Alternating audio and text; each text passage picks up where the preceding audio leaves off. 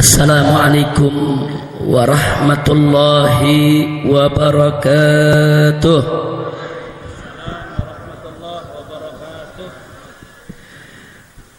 Bismillah walhamdulillah wala hawla wala quwwata illa billah. Ashhadu an la ilaha illallah wahdahu la syarika lah wa ashhadu anna sayyidana Muhammadan abduhu wa rasuluh la nabiyya ba'dah. Allahumma salli wa sallim wa barik ala sayyidina wa habibina wa syafi'ina wa maulana nabiyyina Muhammadin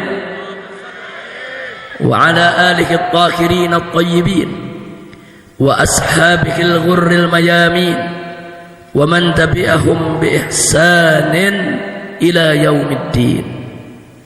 Saudara, tadi menjelang maghrib saya sampai masuk ke Tegal ini.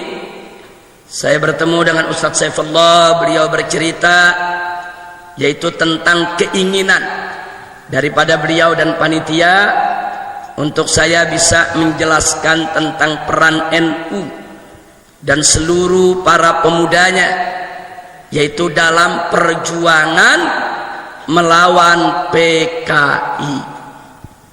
Saya terima apa yang beliau inginkan tadi dan saya sampaikan kepada beliau, insya Allah malam hari ini akan kita bahas yaitu persoalan tentang apa dan bagaimana PKI, insya Allah.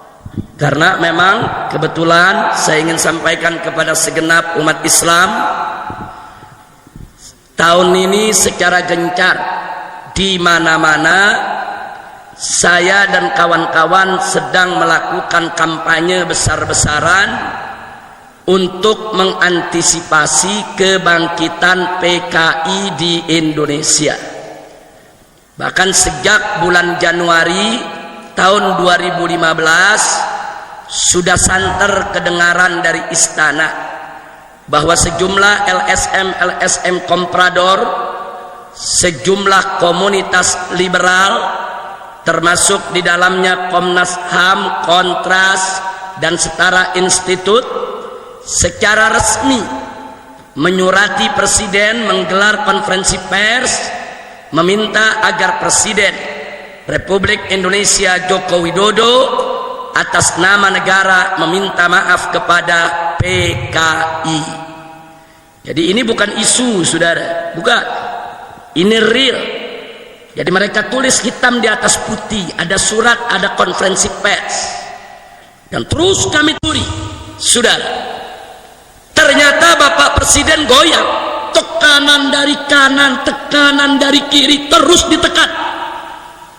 Sampai puncaknya di bulan Agustus, karena Bapak Presiden labil, Bapak Presiden dalam tekanan, bahkan ada tanda-tanda kalau beliau akan minta maaf kepada PKI. Sampai Gus Solah, Kiai Haji Salahuddin Wahid hafizahullah ta'ala dari Tebu Ireng, saudara, memberikan pernyataan pers. Beliau katakan jika Presiden minta maaf kepada PKI, maka berarti Presiden telah menyakiti perasaan hati seluruh warga NU di Indonesia. Betul?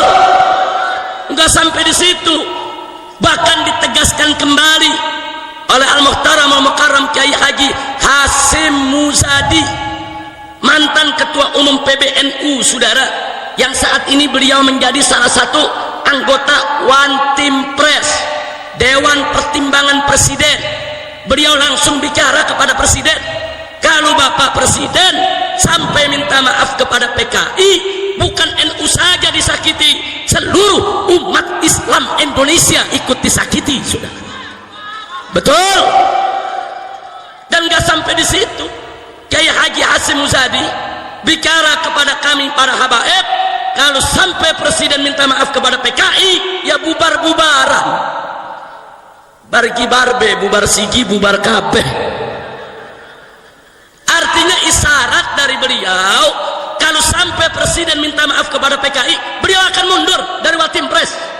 Beliau nggak terima, saudara. Ada urusan apa presiden meminta maaf sama PKI? Nah, saya ditanya sama wartawan, Habib, kenapa sih presiden nggak boleh minta maaf sama PKI? Saya jawab, sekalian lagi minta maaf sama Belanda, sekalian minta maaf ke Jepang, sekalian presiden pidato, Belanda maaf ya, dulu kami ngelawan, minta maaf, maaf dulu waktu anda menjajah kami nggak patuh, maaf Belanda, maaf kalau anda dulu nggak kerasan di negeri kami, minta maaf Belanda. Tanggung-tanggung amat minta maaf ke PKI, saudara. Bukan pada tempatnya, saudara. Tadinya kita pikir, saudara, sebelum bulan Januari ini cuma rumor, cuma isu. Ternyata tidak. Betul-betul presiden mau minta maaf kepada PKI, saudara. Akhirnya kami keliling, kami datang ke DPR, kami datang ke MPR, kami datang ke Panglima TNI, kami datang ke Kapolri, kami datang ke Pangkostrat, kami datang ke seluruh lembaga tinggi negara, saudara. Dan akhirnya tanggal 16 Agustus kami gelar parade tauhid yang diikuti oleh 500.000 umat Islam dari semua elemen, saudara. Ada NU-nya, ada Bansernya, ada Muhammadiyahnya, ada Persisnya, ada Wasdiyahnya. Rame-rame kita turun di Jakarta, kita putihkan di Jakarta, kita nyatakan haram presiden minta maaf kepada PKI, saudara. Takbir, sallu ala nabi. Nah, sekarang pertanyaannya, kenapa sampai kita haramkan? Ada orang protes, Habib Rizik jangan sembarangan bilang haram. Kan ajaran Islam mengajarkan kita untuk saling memaafkan, minta maaf kepada orang, baik kita salah atau tidak salah. Kenapa Habib Rizik haramkan? Saudara, mereka yang bicara semacam itu tidak paham sejarah. Mereka nggak ngerti sejarah. Mereka tidak paham bagaimana dulu PKI, saudara, mengkhianati Republik ini. Saudara, kenapa saat ini banyak generasi muda kita yang tidak paham tentang PKI, saudara? Sebelum saya uraikan sejarah PKI secara tuntas, catat baik-baik, saudara. Pertama, sebelum reformasi tahun 1998, saudara, pengkhianatan PKI itu masuk dalam kurikulum pendidikan nasional Indonesia, saudara. Dari SD sampai SMA, dari Sabang sampai Merauke, semua siswa-siswi, murid-murid pelajar Indonesia selalu diajarkan tentang pengkhianatan PKI di tahun 1948 dan di tahun 1965, saudara. Tapi begitu reformasi tahun 1998, pengkhianatan PKI hilang dari buku pelajaran, lenyap dari kurikulum, saudara. Yuk kita bertanya, apa yang harus kita tanyakan, saudara? Siapa itu orang kuat yang mampu menghapus PKI dari kurikulum, saudara? Kalau orang biasa, orang lemah, nggak bisa menghapus kurikulum PKI, saudara. Kurikulum PKI secara nasional dihapus sampai hari ini. Makanya pemuda-pemuda Indonesia, saudara, siapapun dia yang lahir di tahun 90-an, yang tahun 98 baru duduk di SD, sampai hari ini mereka tidak pernah mendapat pelajaran tentang pengkhianatan PKI. Mereka nggak tahu siapa PKI, saudara. Nggak sampai di situ. Sebelum tahun 1998, saudara, televisi nasional, baik itu TVRI maupun televisi swasta, diharuskan setiap tanggal 30 September untuk memutar ulang film dokumenter tentang pengkhianatan G30S PKI. Tapi setelah reformasi 98, semua televisi tidak ada lagi yang berani untuk memutar film dokumenter. G30 SPKI dilarang. Pertanyaannya, siapa itu? Siapa yang punya kekuatan untuk melarang semua televisi, saudara? Itu bukan orang kecil, itu bukan orang biasa, itu orang kuat, baik secara keuangan, secara ekonomi, maupun secara politik, saudara. Kalau dia orang lemah, nggak bisa, saudara. Dia larang televisi, sampai hari ini tidak berani untuk memutar kembali film dokumenter pengkhianatan PKI. Waktu film itu disetel dari Sabang sampai Merauke, di kampung-kampung orang lihat, orang dengar, orang tonton, orang tahu kebiadaban PKI, saudara. Yang ketiga, saudara, semenjak reformasi tahun 98, saudara, Anda tahu apa yang hilang dari tengah-tengah kita? Dulu sebelum tahun 98, setiap orang akan menjadi pejabat publik, mau jadi bupati, mau jadi wali kota, saudara, mau jadi gubernur, mau jadi anggota dewan, baik dari DPR tingkat pusat sampai daerah, wajib untuk mengikuti litsus, saudara. Ada litsus. Apa itu litsus? Penelitian khusus. Si calon pejabat diperiksa, saudara, bagaimana kaitannya dengan PKI dari semua aspek, saudara, baik kekerabatan, pertemanan, pergaulan, sampai kepada pemahaman dan ideologinya, saudara. Kalau teridentifikasi seorang calon pejabat ada paham-paham PKI, ditolak, nggak bakal dilantik, dibatalkan. Tapi sekarang, saudara, di DPR RI kita punya daftarnya, tidak kurang dari 100 anggota DPR RI. Mereka adalah orang-orang yang sampai hari ini tetap mengkampanyekan ideologi PKI. Bisa jadi anggota DPR RI. Bahkan ada yang bangga. Dia ledek kita semua, saudara. Dia masuk ke salah satu partai, kemudian masuk menjadi anggota DPR RI, saudara. Kemudian setelah itu menjadi ketua salah satu komisi di DPR RI. Lalu dia buat buku, apa judulnya, saudara? Aku bangga jadi anak PKI. Enggak sampai di situ, dia bikin buku lagi dengan judul Anak PKI Masuk Parlemen. Maksudnya dia mau ledek kita semua, dia mau ledek kiai, dia mau ledek pesantren, dia mau ledek umat Islam. Aku anak PKI, mau apa? Aku sekarang di DPR, mau apa? Masya Allah, saudara. Kita umat Islam tentu tidak memusuhi anak-anak PKI. Yang salahkan dulu orang tuanya, bukan anaknya. Dalam Islam tidak ada dosa keturunan, saudara. Tapi tolonglah anak-anak PKI tersebut, saudara, jangan lagi mengkampanyekan ideologi bapaknya. Sudahlah, mafat-tafat yang sudah berlalu, biarkan dia berlalu. Bapaknya dulu salah, ya sudah salah, doakan saja semoga diampuni oleh Allah. Tinggal anak-anaknya jangan melanjutkan ideologinya, saudara. Ayo menyatu dengan umat Islam. Silakan mereka ikut NU, ikut Muhammadiyah, ikut majelis taklim. Anak-anaknya masuk pesantren, biar besok bisa jadi ustadz, jadi kiai, saudara. Kita tidak memusuhi mereka, tidak. Saya juga tidak setuju kalau anak-anak keturunan PKI dipres, ditekan, dimusuhi, hak politiknya dikebiri. Nggak boleh. Mereka punya hak ekonomi, hak politik, hak sosial yang tidak boleh kita ganggu. Tapi syarat, mereka tidak boleh lagi mengkampanyekan ideologi PKI. Mereka tidak boleh lagi memperjuangkan kebangkitan PKI. Mereka tidak boleh lagi menghidupkan PKI di Republik ini. Betul? Takbir. Sallu ala nabi. Jadi, saudara, pertanyaannya, siapa itu yang menghapus litsus itu dari DPR, saudara? Dari pejabat publik, saudara. Itu bukan orang biasa. Kalau orang biasa nggak bisa menghapus litsus, saudara. Itu orang yang punya kekuatan politik, kekuatan ekonomi, kekuatan uang, saudara. Makanya di sini perlu saya katakan, kalau ada pejabat atau siapapun mengatakan, sudahlah, tidak usah cerita PKI. PKI masa lalu, PKI sudah finish, PKI mustahil bangkit kembali. Bohong, saudara.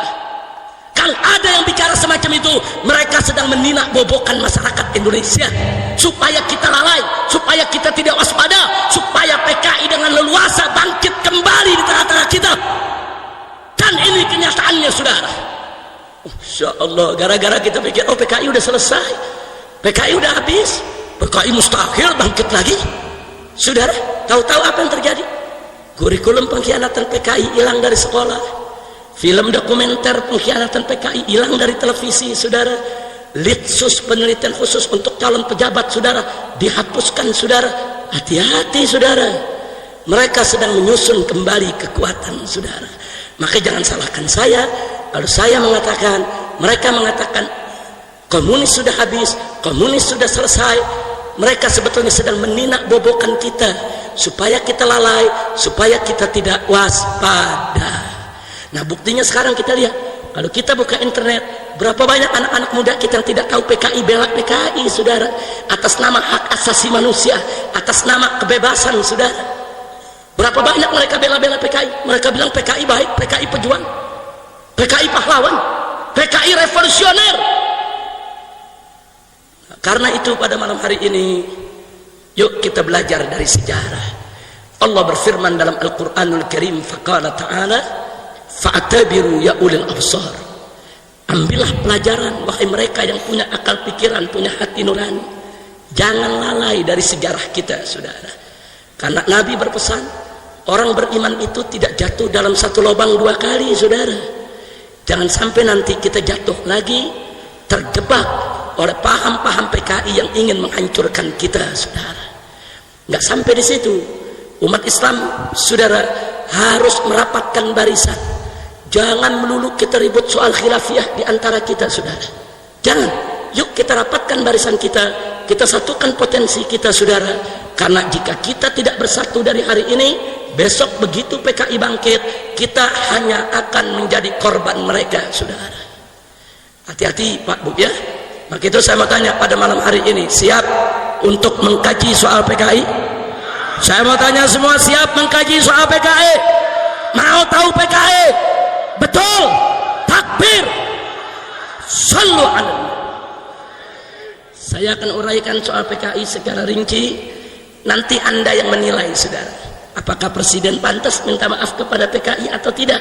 Nanti Anda yang menilai, apakah PKI itu pejuang atau pecundang, apakah PKI itu pahlawan atau bajingan saudara. Nanti Anda yang menilai.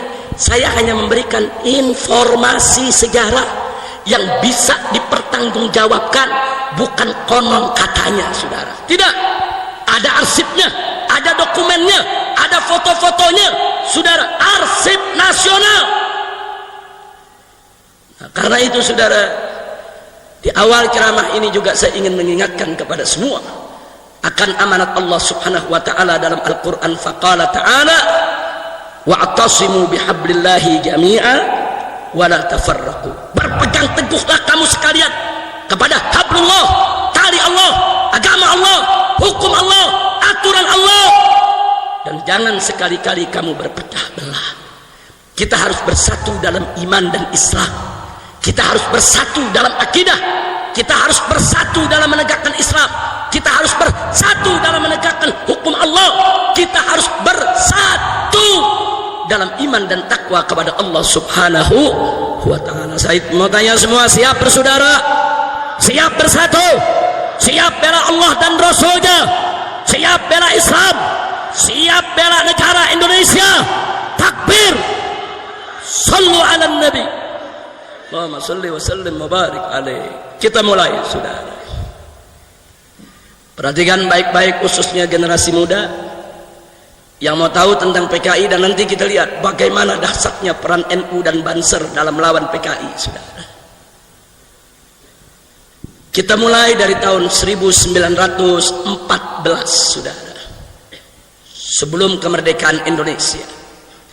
85 tokoh komunis dari Belanda datang ke Indonesia mendirikan Perserikatan Buruh Sosialis Demokratik saudara, diberi nama ISDV. ISDV itu singkatan dari Indiski Sosialis Demokratik Veriniji, yang artinya Serikat Buruh Sosialis Demokratik yang berpaham komunis, yang berkiblat kepada Uni Soviet. Kenapa ISDV ini didirikan di Indonesia oleh 85 tokoh komunis Belanda? Karena partai sosialis di Belanda hendak menggoyang pemerintahan Hindia Belanda, saudara. Kenapa mau digoyang? Karena pemerintahan Hindia Belanda, saudara, berpaham kapitalis. Jadi mereka mau goyang stabilitas politik untuk mereka jatuhkan pemerintah kapitalis yang berkuasa agar mereka bisa kudeta ganti dengan pemerintahan komunis Belanda, saudara. Dan mereka melihat bahwa ladang Belanda ada di Indonesia. Belanda mengambil segala kekayaan Indonesia, rempah-rempah, segala macam produk pertanian, ladang, persawahan. Kekayaan Belanda diambil dari Indonesia, saudara. Maka itu tokoh-tokoh komunis ini melihat goyang Indonesia, niscaya goyang pemerintahan Hindia Belanda. Kalau pemerintah Hindia Belanda sudah goyang, rubuhkan kapitalis, ganti dengan komunis, saudara. Itu manifesto politik mereka, saudara. Didirikanlah dan dipimpin oleh tokoh komunis Belanda yang bernama Henk Sneevliet, saudara. Apa yang dilakukan oleh serikat buruh ini? Dia merekrut para petani dan para buruh di kampung-kampung, saudara. Buru-buru perkebunan, buru-buru pelabuhan, saudara, buru-buru stasiun, terminal, di mana-mana, pabrik-pabrik.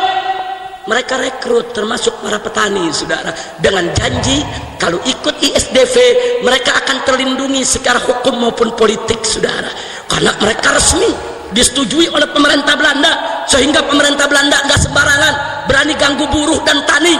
Dengan janji itu, saudara, berapa banyak rakyat yang tergoda, terjebak ikut ISDV, saudara, karena ada janji perlindungan, ada janji keamanan, saudara. Mereka ikut rame-rame. 3 tahun kemudian, di tahun 1917, saudara, ISDV terang-terangan membentuk DSI, Dewan Soviet Indonesia, saudara. Dia tunjukkan warnanya kalau dia bekerja sama dengan Uni Soviet yang ketika itu menjadi biang komunisme internasional, biang komunisme dunia, saudara. Ternyata ISDV dilindungi secara politik internasional oleh Uni Soviet. Lalu apa yang terjadi setelah itu, saudara? Atas arahan Uni Soviet, di tahun 1917 ISDV menggerakkan petani, menggerakkan buruh. Mereka tes gas, mereka coba-coba, saudara, bikin percobaan kerusuhan. Mereka bakar pabrik, mereka bakar perkebunan, mereka bakar pertokoan, saudara. Di mana-mana tes gas. Mereka mau uji coba, saudara, bisa tidak menggoyang Belanda, saudara. Akhirnya, saudara, mereka semua ditangkap oleh Belanda. Belanda turun mengatasi kerusuhan yang ada, saudara. Akhirnya tokoh-tokoh komunis Belanda tersebut ditangkap dan dikembalikan ke Belanda, saudara. Hanya beberapa gelintir yang dinyatakan tidak bersalah diizinkan untuk tidak kembali, saudara. Tapi yang kesian adalah petani dan buruh, saudara.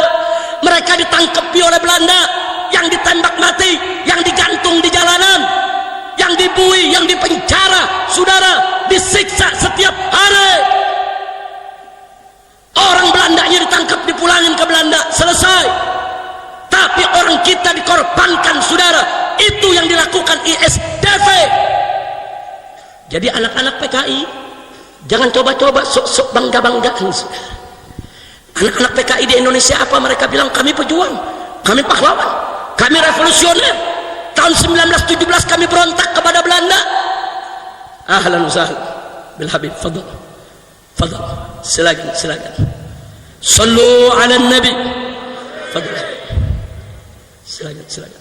Ahlan wa sahlan. Ya marhaban. Barakallahu. Ahlan wa sahlan. Kira-kira yang saya sampaikan jelas tidak? Saya tanya semua, kira-kira yang saya sampaikan jelas tidak? Paham semua? Betul? Jadi anak-anak PKI sekarang, saudara, mereka apa mereka bilang? Perhatikan semua, ini penjelasan sejarah yang amat penting. Tolong perhatikan semua, jangan sampai luput dari perhatian. Jadi saudara, anak-anak PKI sekarang lewat internet apa mereka bilang? Kami pejuang, kami revolusioner. Dulu tahun 1917 kami lawan PKI. Sebelum yang lain berani melawan PKI, kami yang sudah melawan PKI. Bohong. ISDV ketika itu melawan Belanda Indonesia, bukan untuk kelahiran NKRI. Mereka melawan Belanda, saudara, hanya untuk menggulingkan pemerintahan kapitalis diganti dengan pemerintahan komunis. Mereka kerja untuk Belanda, mereka kerja untuk komunis Soviet, mereka kerja bukan untuk kemerdekaan Indonesia, saudara. Betul? Takbir. Makanya jangan tertipu, saudara, dengan pemutarbalikan sejarah. Makanya anak-anak muda yang gak baca sejarah, mereka pikir betul PKI pejuang, saudara. Tunggu dulu, suruh bicara sama yang ngerti sejarah, jangan mereka bicara sama yang tidak ngerti sejarah, saudara. Kira-kira jelas tidak? Paham semua? Baik, kita lanjutkan, saudara. Tahun 1917 setelah terjadi kerusuhan, ditangkap tokoh-tokoh Belanda, tapi ISDV tidak dibubarkan oleh Belanda, saudara. Dengan pertimbangan Belanda mencoba untuk memanfaatkannya karena sudah punya cabang sampai ke daerah, saudara. Akhirnya ISDV tetap diizinkan ada, tapi dalam kontrol ketat pemerintah Hindia Belanda. Nah, saudara, karena dikontrol, orang-orang Belanda memilih hanya menjadi pembina dan penasehat. Diangkatlah Semaun dari Surabaya dan Darsono dari Solo untuk memimpin ISDV yang di tahun 1920 mengganti nama menjadi PKH, Perserikatan Komunisme Hindia Belanda, saudara. Bukan ISDV lagi namanya PKH. Yang pimpin bukan orang Belanda lagi, tapi Semaun dari Surabaya dan Darsono dari Solo, saudara. Kita lanjutkan, saudara. Setelah itu di tahun 1924 digelar konferensi Perserikatan Komunisme Hindia yang disingkat PKH di kota Semarang, Jawa Tengah, saudara. Melalui konferensi tersebut PKH ganti nama menjadi PKI, Partai Komunis Indonesia, yang diangkat menjadi pimpinan adalah Musso dan Alimin, saudara. Catat baik-baik, saudara. Kenapa mereka berubah menjadi partai? Sebab di awal tahun 1924 ada konferensi komunisme internasional yang diadakan di Moskow, menginstruksikan kepada seluruh serikat buruh yang berkiblat ke Soviet untuk membentuk partai politik di negeri masing-masing, saudara. Ini semua arahan Soviet, saudara. Ini kerja Soviet. Lalu tahun 1927, saudara, tanpa diduga ini PKI berkembang pesat. Setelah menjadi partai, makin banyak orang yang berminat, saudara, dengan aneka rakam janji. Kalau ikut PKI partai, nanti bisa jadi pejabat, nanti bisa jadi anggota dewan, nanti bisa jadi ini, bisa jadi itu, saudara. Buruh dan tani berbagai daerah rame-rame ikut kepada PKI, saudara. Nggak main-main, saudara. Akhirnya apa yang terjadi? Di tahun 1924 mereka lakukan kerusuhan besar-besaran, saudara, lebih besar dari tahun 1917. Mereka bakar terminal, mereka bakar stasiun, mereka lakukan sabotase kepada kantor-kantor pemerintah, mereka bakar perkebunan, mereka bakar hutan, mereka bikin kekacauan di mana-mana. Buruh-buruh mogok kerja, saudara, dibikin kekacauan. Pemerintah Hindia Belanda marah besar, diturunkan tentara sebanyak-banyaknya untuk mengatasi para buruh dan tani, dan akhirnya kerusuhan itu bisa diatasi oleh Belanda. Bagaimana pimpinan PKI, saudara? Musso dan Alimin dibuang ke Moskow, bukan di penjara, saudara. Dibuang ke Moskow atas pemerintahan Uni Soviet. Di Moskow dia punya rumah, di Moskow punya mobil, di Moskow dia dapat gaji, saudara. Agen KGB, agen rahasia Uni Soviet. Lalu bagaimana dengan rakyat, petani dan buruh, saudara, yang diprovokasi, yang dihasut untuk melakukan kerusuhan?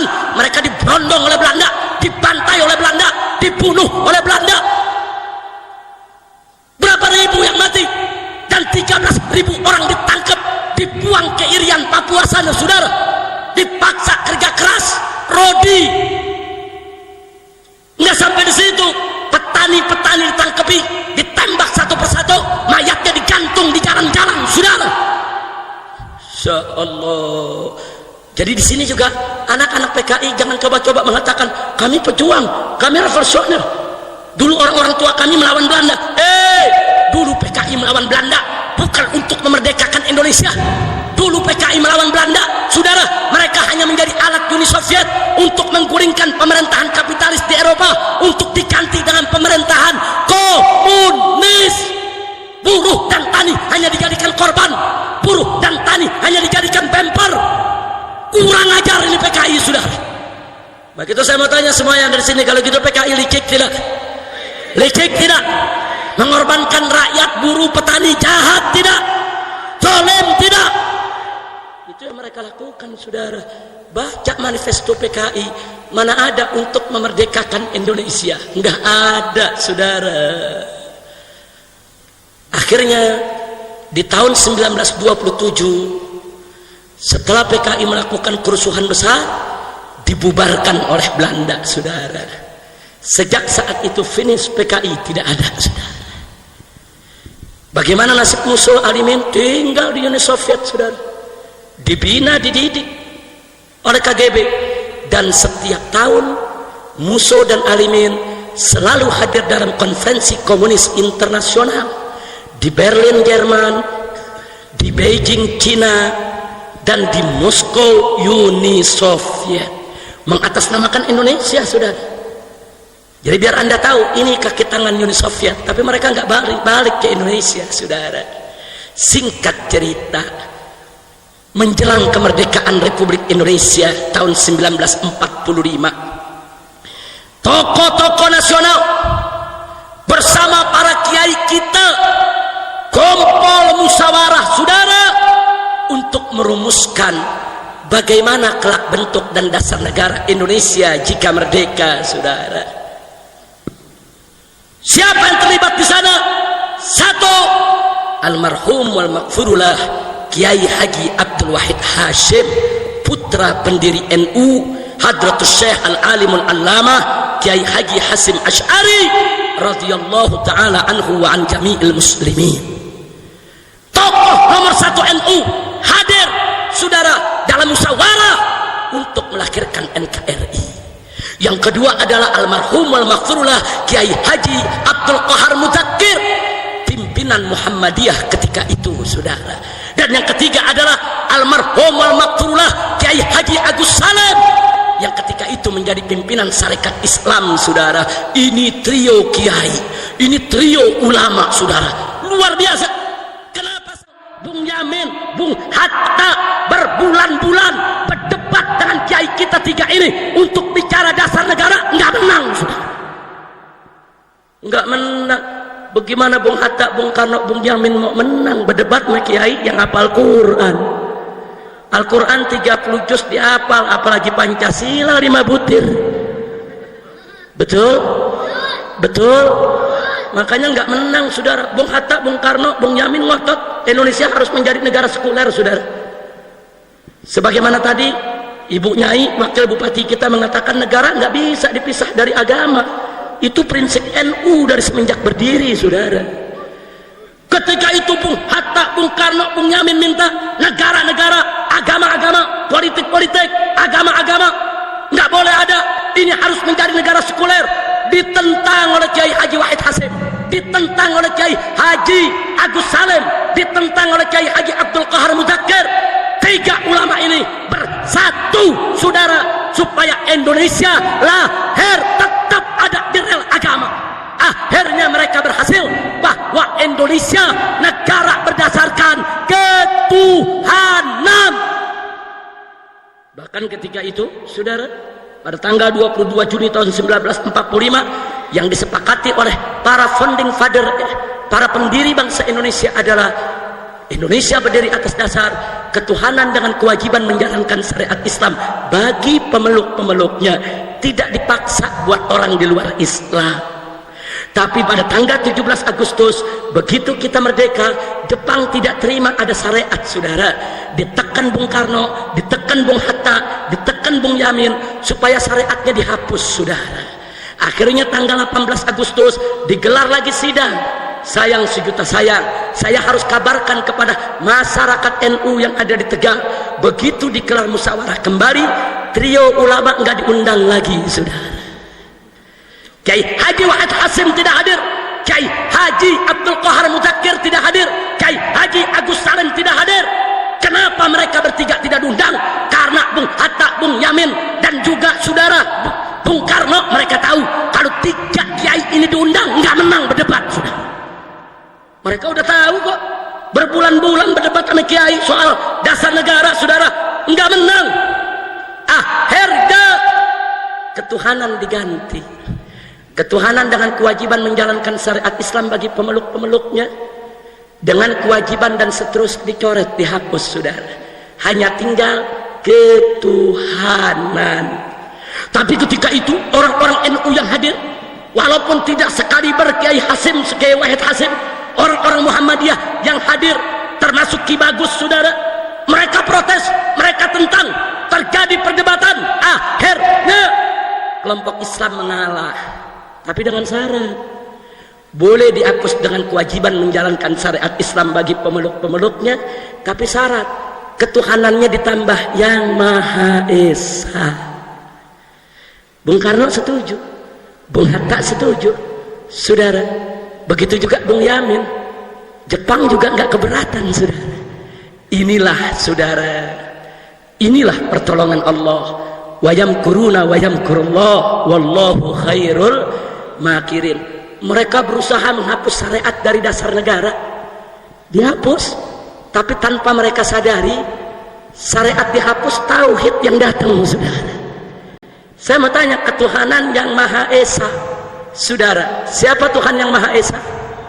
Jawab yang kompak, siapa Tuhan yang Maha Esa? Siapa Tuhan yang Maha Esa? Siapa Tuhan yang Maha Esa? Syariat dihapus, gantinya tauhid, saudara. Subhanallah.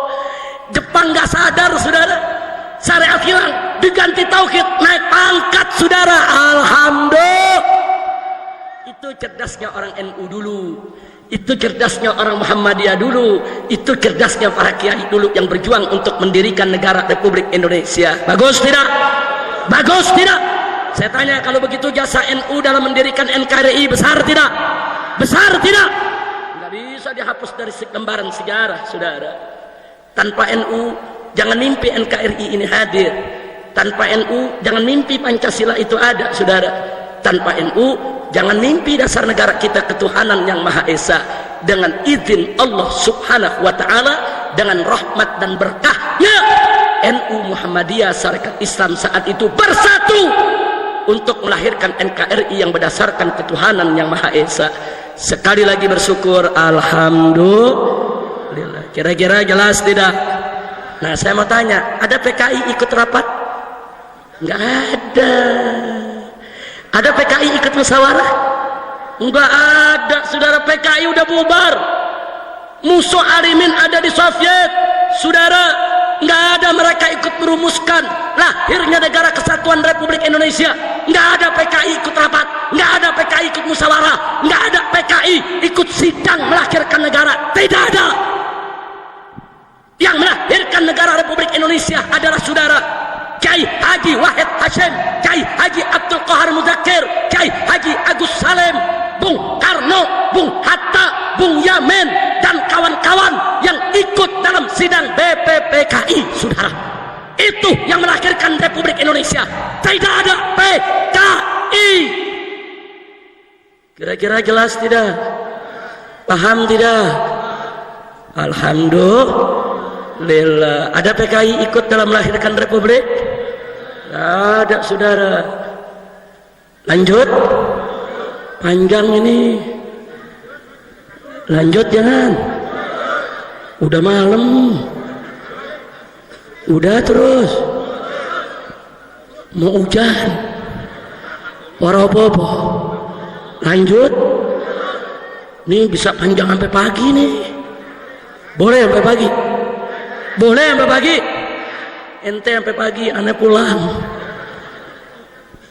Masya Allah. Baik, kita lanjutkan, saudara. Tibalah kemerdekaan Republik Indonesia. pada tanggal 17 Agustus tahun 1945. Begitu kita merdeka, saudara, membentuk pemerintahan, tidak ada satu PKI pun yang dilibatkan dalam pemerintahan, saudara. Yang terlibat dalam pemerintahan adalah tokoh-tokoh nasional dan para ulama, para kiai dari NU, Muhammadiyah, dan Sarekat Islam. Mereka yang dilibatkan, saudara, dan mereka sepakat Soekarno sebagai presidennya, Bung Hatta sebagai wakilnya, walaupun belum ada pemilu, saudara. Ketika itu belum ada pemilu, saudara, tapi mereka sepakat untuk menyelamatkan negara, di mana Bung Karno, Bung Hatta mendapatkan tugas untuk menjaga stabilitas negara, menjaga kedaulatan kemerdekaan Republik Indonesia sampai bisa digelarnya pemilihan umum, saudara. Bagus tidak? Saya tanya umat Islam, kompak begitu? Bagus tidak? Bagus tidak? Siap kompak semua? Takbir! Kita kompak merdeka, saudara. Makanya jangan berpecah belah. Baik, saudara. Akhirnya, saudara, tokoh PKI dari Uni Soviet bulan Oktober pulang dari Moskow, saudara. Mereka pulang dari Moskow dengan Indonesia merdeka, saudara. Rame-rame mereka pulang. Mereka kumpulkan mantan-mantan tokoh PKI. Mereka menghadap ke Bung Karno. Mereka minta dilibatkan di dalam kekuasaan, saudara. Mereka merasa diri mereka masih besar. Mereka merasa mereka punya anggota di mana-mana. Tapi ditolak oleh Bung Karno dan kawan-kawan, saudara. Siapa mereka? Datang-datang minta kekuasaan. Unyil. Jadi saya tanya, kalau begitu Bung Karno menolak, bagus tidak? Bagus tidak? Ditolak. Nah, perhatikan, ini urusan Tegal ini, saudara. Ini urusan Tegal nih. Apa yang saya mau sampaikan, saudara? Begitu PKI ditolak, saudara, yang pertama PKI lakukan, mereka membangun gerakan bawah tanah, saudara. Di antara yang mereka bangun di Tegal ini, saudara, saya sebut di Tegal, satu, mereka bentuk API, Angkatan Pemuda Indonesia. Dua, mereka bentuk AMRI, saudara, Angkatan Muda Republik Indonesia. Mereka bentuk di Tegal sampai ke Selawi, saudara. Mereka bentuk di Tegal, lurah-lurah dan camat-camat mereka datangi. Mereka paksa untuk ikut PKI. Yang nggak mau mereka ancam untuk dibunuh. Ada lurah di Tegal yang diculik dibunuh, camat di Tegal yang diculik dibunuh, saudara, karena tidak mendukung PKI. Bukan hanya di Tegal, termasuk di Banten, saudara. Bahkan di Banten mereka rebut Kabupaten Tangerang. Mereka tangkap, saudara, bupatinya. Mereka usir, yaitu, saudara, bupatinya adalah Agus Patmanegara. Nggak sampai di situ, satu tokoh nasional di wilayah Tangerang karena tidak setuju dengan PKI dibunuh, yaitu Otto Iskandar Dinata, saudara. Mereka bunuh. Yang tidak dukung PKI mereka bunuh. Kenapa mereka menciptakan teror dari Tegal ke Brebes, ke Banten, ke Tangerang, saudara? Supaya Bung Karno goyang, nerima mereka dalam kekuasaan. Ini kan negara baru merdeka, saudara. Bung Karno belum kuat, tentara belum kuat, saudara. Modal Bung Karno dukungan NU, modal Bung Karno dukungan Muhammadiyah, modal Bung Karno dukungan Sarekat Islam, saudara. Tentara ini masih baru-baru dibentuk, saudara. Dirongrong. Akhirnya tanggal 21 Oktober tahun 1945 PKI mendeklarasikan diri kembali di Indonesia, saudara. Dia berdiri lagi sebagai partai. Nggak bisa dilarang. Dia lawan Bung Karno. Begitu bulan Oktober tanggal 21 berdiri, saudara, Bung Karno tetap tidak akui mereka. Akhirnya PKI merebut keresidenan Pekalongan, saudara. Mulai dari Brebes, Tegal, Comal, Pemalang, Pekalongan, Batang dikuasai oleh PKI. Tentara-tentara di Tegal ditangkepi, lurah camat di Tegal ditangkepi, dibunuh. kiai-kiai coba melawan, disembelih, saudara. Enggak main-main, saudara. Supaya Anda tahu apa mereka lakukan. Kenapa mereka begitu, saudara? Kenapa mereka begitu?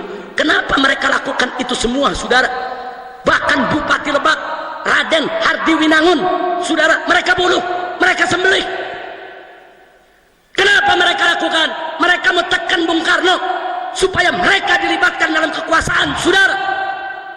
Dan akhirnya mereka berhasil, saudara. Tahun 1947 Bung Karno berunding dengan PKI. Akhirnya sepakat, presidennya Bung Karno, wakil presidennya Bung Hatta, dan perdana menterinya adalah Amir Sarifuddin, tokoh PKI. Amir Sarifuddin Harahap, saudara, asal dari Sumatera Utara tapi berkawan akrab dengan Muso dan Alimin, saudara. Dia menjadi perdana menteri. Begitu jadi perdana menteri, nggak ada lagi lurah yang diculik, nggak ada lagi camat yang dibunuh. Loh kok nggak ada? Kan yang nyulik dia, nah kan yang bunuh dia. Makanya begitu mereka jadi tenang, nggak ada penculikan, nggak ada pembunuhan. Artinya PKI dibangun dengan gerakan teroris, PKI dibangun dengan pengancaman, intimidasi, teror, pembunuhan. Kalau gitu saya mau tanya, kalau gitu PKI, saudara, saya mau tanya, pejuang atau pecundang? Pahlawan atau bajingan? Enggak sampai di situ, saudara. Enggak sampai di situ. Cirebon mereka serbu, tentaranya mereka tangkapi, semua senjatanya mereka lucuti, sampai Istana Langkat di Sumatera Utara, saudara, mereka serbu, sultannya mereka bunuh, keluarganya mereka bantai, harta bendanya semua mereka rampas. Mereka halalkan untuk merampas harta benda siapa saja yang tidak sejalan dengan mereka. Insya Allah. Jadi PKI saat itu di Jawa Tengah cukup kuat, saudara. NU di Jawa Tengah ketika itu cukup terjepit, saudara, tapi NU tetap solid. Pembelaannya terhadap ulama luar biasa, khususnya para pemuda Ansor dan Banser, saudara. Lanjut. Para ulama marah, NU marah, Muhammadiyah marah, Syarikat Islam marah, protes. Kenapa PKI bisa menjadi perdana menteri, saudara?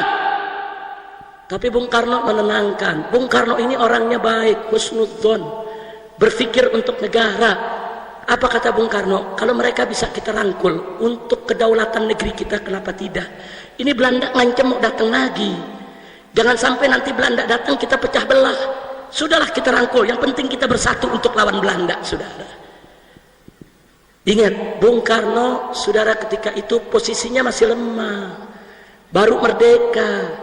Jadi Bung Karno harus berpikir panjang untuk tidak menciptakan konflik sesama anak bangsa, saudara.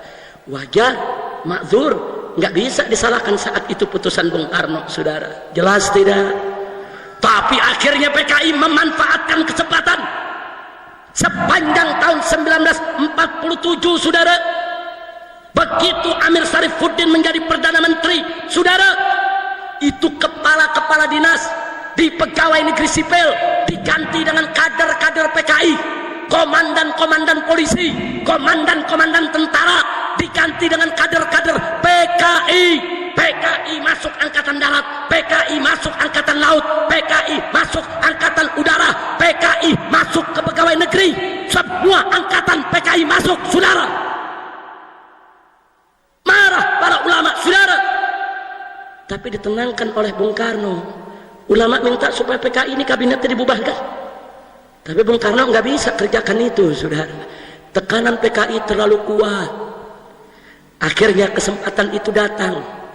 Tanggal 17 Januari tahun 1948, pemerintah Indonesia melakukan perjanjian dengan pemerintah Belanda dalam perjanjian Renville, saudara. Keputusannya merugikan Indonesia, merusak kedaulatan bangsa. Akhirnya ulama tidak tahan, rame-rame datang ke Bung Karno, termasuk Bung Hatta, mengancam Bung Karno, kalau kabinet PKI tidak dibubarkan, Amir Sarifuddin tidak diberhentikan, kami semua mundur dari kabinet Soekarno, saudara. Karena diancam. Soekarno tidak punya pilihan. Amir Sarifuddin diberhentikan dari Perdana Menteri, kabinetnya dibubarkan, saudara. Lalu siapa jadi Perdana Menteri? Bung Hatta merangkap Perdana Menteri, di samping beliau menjadi Wakil Presiden. Lalu apa yang dilakukan oleh Bung Hatta, saudara? Atas desakan NU, atas desakan Muhammadiyah, atas desakan Sarekat Islam, Bung Hatta, saudara, meluncurkan politik RERA. Apa itu RERA? R-nya reorganisasi, R-nya rasionalisasi. Maksudnya apa? Semua kader PKI di pegawai negeri sipil diberhentikan oleh Bung Hatta. Semua komandan tentara, komandan polisi yang berasal dari kader PKI diberhentikan, dibersihkan habis-habis negara ini dari unsur-unsur PKI. Bagus tidak? Bagus tidak? Dan Soekarno menyetujui itu, saudara. Karena itu permintaan para ulama, saudara. Lalu apa yang terjadi setelah itu, saudara? PKI marah, saudara. Digelarlah pada bulan Agustus tahun 1948 Kongres PKI secara besar-besaran, saudara. Hasilnya, saudara, tanggal 5 September Musso datang menghadap ke Bung Karno. Apa Musso bilang? Kami PKI minta kepada Presiden untuk berkiblat kepada Uni Soviet. Nggak apa-apa PKI nggak masuk dalam kekuasaan, tapi kiblat Indonesia harus ke Uni Soviet, saudara. Dijawab oleh Bung Karno, kami baru merdeka dari Belanda. Bagaimana mungkin kedaulatan kami gadaikan kepada Uni Soviet? Mustahil. Kami bangsa merdeka, kami bangsa berdaulat. PKI marah, saudara. Marah dengan jawaban Bung Karno. Akhirnya tanggal 12 September, saudara, PKI mulai melakukan teror di Madiun, saudara. Anda tahu, Gubernur Jawa Timur Raden Mas Aryo Suryo mereka culik, mereka bunuh. Kepala tentara di Madiun Kolonel Marhadi mereka culik, mereka bunuh. Kepala Rumah Sakit Solo Dr. Mawardi, saudara, mereka culik, mereka bunuh. Bahkan, saudara, di tanggal 17 September mereka menyerang pondok pesantren almarhum Kiai Haji Sulaiman Zuhdi Afandi, saudara, di Magetan. Mereka serbu, santrinya mereka bantai, 108 orang mereka tangkap. Kiainya, ustadznya, lurahnya, camatnya, kepala polisinya, kepala tentaranya, 108 orang mereka seret ke pabrik gula Gorang Gareng, saudara, dan mereka sembelih satu persatu. Dan mereka masukkan ke dalam sumur di desa Koco, saudara, kecamatan Bendo, Kabupaten Magetan. Mereka bunuh karena Kiai tidak mendukung PKI, karena Kiai pro kepada Bung Karno dan Bung Hatta, saudara. Supaya kita tahu, besoknya setelah membunuh Kiai, saudara, tanggal 18 Septembernya mereka deklarasikan bahwa Madiun dan sekitarnya, saudara, menjadi negara baru dengan nama Negara Republik Soviet Indonesia. Presidennya Musso, Perdana Menterinya, saudara, Amir Sarifuddin. Kira-kira jelas tidak? Saya tanya, khianat bukan itu? Jawab yang kompak, khianat tidak itu? Khianat tidak itu? Nggak sampai di situ, saudara.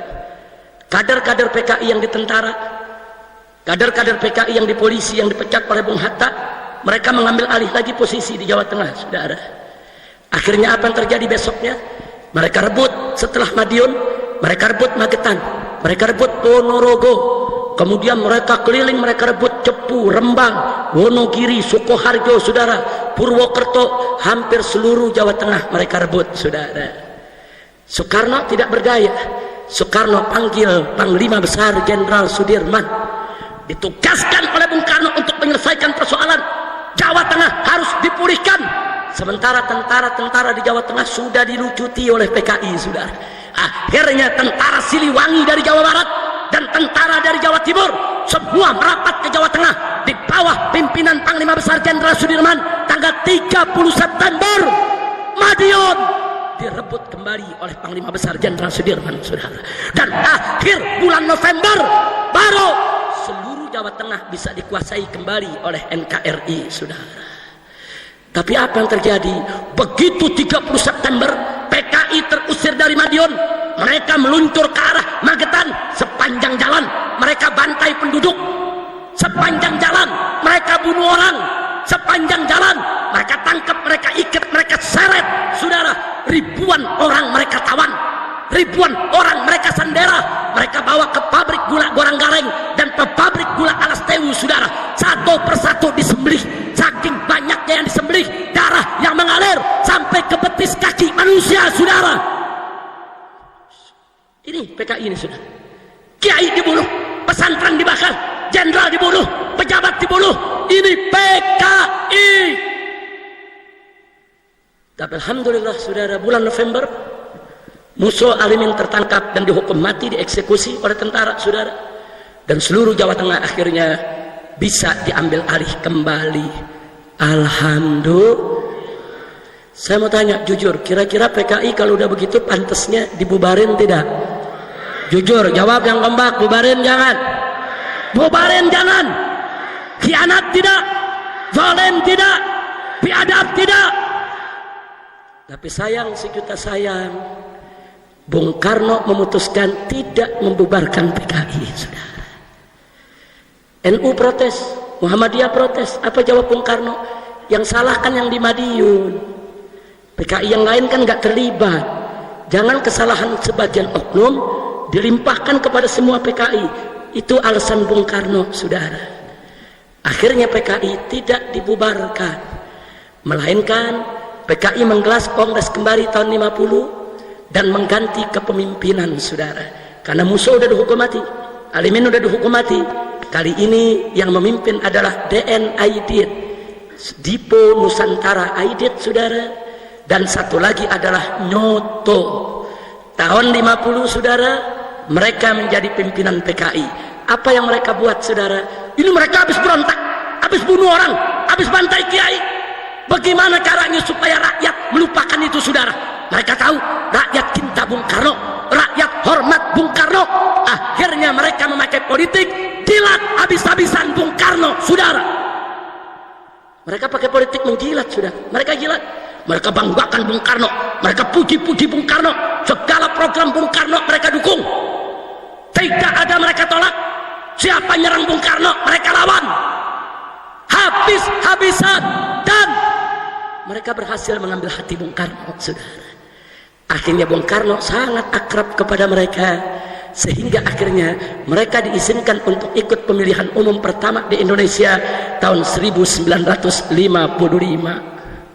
Begitu ikut pemilu, mengejutkan, mereka menang jadi 4 besar. Saudara, ketika itu 4 besar partai saudara yang menang pemilu, saudara, NU, Masyumi, PNI, partainya Bung Karno, dan PKI. 4 besar. Saat itu saudara yang milih PKI 1.500.000 orang. Itu anggota PKI di Indonesia. Saudara, di tahun 55 mereka bisa bangkit lagi. Saudara, akhirnya setelah pemilu 55 saudara, di tahun 57 ulama melihat PKI ini berbahaya. PKI ini masuk ke kampung-kampung, menipu orang, menjebak orang, menyerang agama, saudara, menyerang kaum sarungan, menghina kiai. Akhirnya digelarlah Musyawarah Ulama Indonesia di Palembang pada tahun 1957, saudara. Hasilnya meminta kepada Presiden Bung Karno untuk membubarkan PKI. Tapi sayang sejuta sayang, permintaan para ulama tidak dikabulkan oleh Bung Karno. Saudara, alasan Bung Karno, PKI baik, PKI sudah insaf, PKI sudah sadar, PKI nggak melakukan kesalahan lagi, mereka dukung program kita semua, kenapa mesti dibubarkan? Akhirnya tahun 1958 segelintir tokoh agama bergabung dengan segelintir tentara yang kecewa kepada Bung Karno karena memanjakan PKI. Mereka mengoreksi Bung Karno dengan terjadi pemberontakan PRRI di Sumatera. Saudara, sebetulnya itu pemberontakan koreksi terhadap Bung Karno. Sejumlah saudara militer dan sejumlah tokoh agama nggak terima Bung Karno begitu manjakan PKI, begitu beri kesempatan kepada PKI. Tapi PRRI tidak kuat. Saudara, dia hanya sekedar koreksi, akhirnya bisa diatasi. Saudara, Lalu apa yang terjadi saudara setelah itu tahun 1958 saudara? Nah, setelah terjadi pemberontakan daripada PRRI saudara, tahun 58 saudara, PKI makin dimanjakan oleh Bung Karno. Bahkan di tahun 1960 boro-boro Bung Karno mau terima saran ulama dan kiai, bahkan Bung Karno meluncurkan politik Nasakom, Nasional Agama Komunis. Kiai di kampung-kampung dibujuk oleh Bung Karno, ini tujuannya baik, ini untuk persatuan, ini PKI sudah sadar saudara. Ya, sebagian ada yang terbujuk dan terayu, sebagian lagi tidak saudara. Di tahun yang sama Partai Masyumi, itu singkatan dari Majelis Syuro Muslimin Indonesia, menolak politik Nasakom. Hasilnya tanggal 17 Agustus 1960 Masyumi dibubarkan oleh Bung Karno sudah. PKI minta bubarkan ini yang nggak terima Nasakom, PKI bela Nasakom habis-habisan sudah. Makanya tadi saya katakan PKI berhasil menggunakan politik ngejilat Bung Karno habis-habisan saudara. Masyumi dibubarkan. Bahkan di tahun 1962 dua orang tokoh PKI diangkat oleh Bung Karno sebagai Menteri Besar Penasehat Presiden, yaitu DN Aidit dan Nyoto saudara. Akhirnya tahun 1963 di dalam rapat kabinet dua menteri PKI mendesak Bung Karno untuk mengganyang Malaysia, untuk perang lawan Malaysia saudara. Tentara menolak, NU menolak, Muhammadiyah menolak, Syarikat Islam menolak. Kenapa harus perang dengan Malaysia? Saudara serumpun, seagama, tapi PKI tetap ngotot. Pengaruh PKI sangat kuat, saudara. Kenapa PKI ngotot? Karena ada instruksi dari Uni Soviet bahwa Partai Komunis Malaysia lemah, mau dibubarkan oleh pemerintah Malaysia, maka itu Malaysia harus digoyang. Kalau Malaysia digoyang, Partai Komunis Malaysia tidak bubar, saudara. Luar biasa liciknya, saudara. Enggak sampai di situ, sengaja dijeblokin Bung Karno untuk perang dengan Malaysia karena mereka punya program lain saudara. Mari kita lanjutkan saudara. Begitu sudah perang dengan Malaysia, tentara diturunkan, personel kurang, PKI mengajukan proposal kepada Bung Karno saudara. Bapak Presiden, kami PKI siap membantu Presiden, tentara kita nggak cukup, tentara kita nggak cukup, maka itu kami ajukan proposal, bentuklah angkatan kelima. Sudah punya 4 angkatan, ada angkatan darat, angkatan udara, angkatan laut, angkatan kepolisian. Kita perlu angkatan kelima, yaitu angkatan buruh dan tani saudara. Buruh dan tani yang terdidik hanya buruh dan tani PKI saudara. Buruh dan tani yang ngerti organisasi hanya buruh dan tani PKI saudara. Dan Soekarno mengabulkan itu saudara. Kalau anda jalan-jalan ke Jakarta, mampir sebentar di Menteng Perapatan saudara, di sana ada patung tani. Petaninya bawa bedil laras panjang dan bawa pistol pendek di pinggangnya saudara. Petani bawa pacul, bukan bawa pistol saudara. Itu patung PKI yang dibuat di zaman Bung Karno sebagai lambang kejayaan PKI. Sampai hari ini patung itu masih tetap bercokol di Jakarta saudara. Jadi kita bicara ada fakta, kita nggak bicara konon katanya saudara. Buka sejarah saudara. Lalu apa yang terjadi? GPII, Gerakan Pemuda Islam Indonesia saudara, tidak terima saudara adanya angkatan kelima, karena itu angkatan PKI. Akhirnya PKI marah, tekan Bung Karno, GPII dibubarkan saudara. Jadi ulama minta PKI yang dibubarin, yang dibubarin ke Bung Karno bukan PKI. Masyumi, GPI, saudara, nggak sampai di situ, saudara. Bahkan di awal tahun 1964, Partai Murba. Partai Murba itu partainya mantan-mantan PKI, saudara. Dulu mereka ikut PKI, setelah mereka lihat kelikikan PKI, kejahatan PKI, mereka keluar. Mereka bikin partai baru namanya Murba. Murba itu adalah musyawarah rakyat banyak, saudara. Disingkat Murba. Murba memberitahu kepada Presiden Soekarno, hati-hati angkatan kelima PKI untuk kudeta, untuk berontak, supaya Bung Karno menolak, membatalkan itu program. Bung Karno nggak mau tahu. Akhirnya Partai Murba dibubarkan juga. PKI senang saudara. Tahun 65 Ini bagian akhir saudara. Masuk tahun sebelum tahun 65 saudara.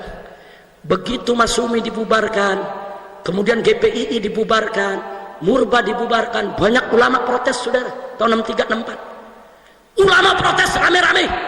PKI tekan Bung Karno, tangkap itu semua kiai yang protes, dan akhirnya kiai-kiai ditangkepi saudara. Almarhum Buya Hamka ditangkap, Mawardi Nur ditangkap, Kiai Haji Iskandar Soleh ditangkap saudara, Kiai Haji Yunan Helmi Nasution pimpinan Al-Wasiliyah saudara juga ditangkap saudara. Hampir 30 kiai di Jakarta semua ditangkap oleh Bung Karno dan dijebloskan ke penjara.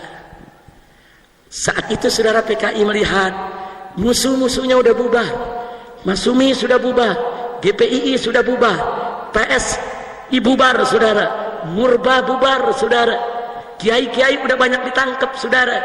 Bagi PKI tinggal satu musuhnya, tentara saudara. Bagaimana cara menghabisi tentara? Bunuh jenderal-jenderalnya saudara. Kalau jenderal-jenderalnya dibunuh, tentara akan kucar-kacir berantakan saudara. Itulah sebabnya di bulan Juli tahun 1965 PKI dengan izin presiden mendatangkan 2000 pemuda dari berbagai daerah kumpul di Jakarta, masuk ke Halim Perdana Kusuma, base campnya. Mereka latihan perang saudara, resmi latihan bagaimana lempar granat, bagaimana meracik daripada merakit senjata, bagaimana cara menembak, bagaimana strategi perang saudara. Ya, ulama protes, kiai protes, NU protes, Muhammadiyah protes, tidak didengar oleh Bung Karno. Saat itu NU dan Muhammadiyah masih mengambil sikap saudara arif dan bijak, menasehati presiden. Belum, NU belum marah saudara, belum. Emang orang kalem kalau marah gawat saudara. NU belum marah saudara, masih kalem, masih meneliti ini ada apa nih di negeri model begini ini. Akhirnya saudara tanggal 30 September 7 jenderal diculik dari rumahnya oleh PKI untuk dibunuh. Hanya satu yang selamat, yaitu Jenderal Abdul Haris Nasution. Itu pun anaknya tertembak mati yang berusia 5 tahun, Ade Irma Suryani Nasution saudara. Yang lain berhasil ditangkap, diseret, dibawa saudara ke Halim Perdana Kusuma, disiksa, dibunuh, mayatnya diceburkan dalam lubang buaya saudara. Setelah itu saudara, besok paginya Radio Republik Indonesia dikuasai oleh PKI. PKI mengumumkan lewat radio ke seluruh Indonesia bahwa Dewan Jenderal ingin kudeta, ingin menghabisi Soekarno. Kami tangkap, kami lawan, dan kami berhasil. Kini yang berkuasa di Indonesia adalah Dewan Revolusi Baru di bawah pimpinan Soekarno. Mereka sengaja pakai nama Soekarno supaya rakyat nggak berontak saudara, supaya rakyat percaya kalau jenderal-jenderal tadi ingin berontak saudara. Kalau jenderal-jenderal tadi ingin berontak, mestinya ditangkapnya bukan di rumahnya lagi tidur saudara, mestinya mereka lagi rapat digerebek saudara. Licik, pendusta, penipu saudara. Tapi di hari yang sama tanggal 1 Oktober itu saudara, Jenderal Abdul Haris Nasution dalam keadaan shock, dalam keadaan luka, kakinya tidak bisa jalan, dia kumpulkan para jenderal yang tersisa, termasuk Sarwo Edi, begitu juga Letjen Soeharto saudara. Semua mereka kumpulkan, diperintahkan oleh Jenderal Abdul Haris Nasution. Negara harus diselamatkan, negara nggak boleh diambil oleh PKI, ini berbahaya. Akhirnya Soeharto memimpin penyerbuan ke Radio Republik Indonesia, ambil alih saudara, siarkan ke seluruh Indonesia bahwa kudeta PKI gagal. Sarwo Edi ini adalah mertuanya SBY saudara. Sarwo Edi saat itu kolonel, memimpin RPKAD, kalau sekarang disebut Kopassus saudara, membawa pasukan, dia serang itu Halim Perdana Kusuma. Ternyata PKI yang berontak saudara, banyak oknum angkatan darat, angkatan laut, angkatan udara. Siapa bilang tentara tidak disusupi?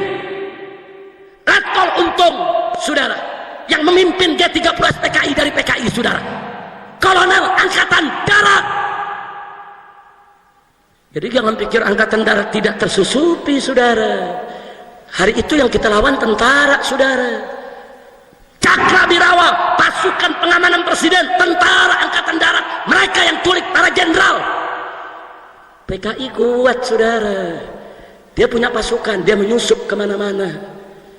Nah disitulah saudara, setelah kejadian itu Allah bukakan hati para kiai kita di NU saudara.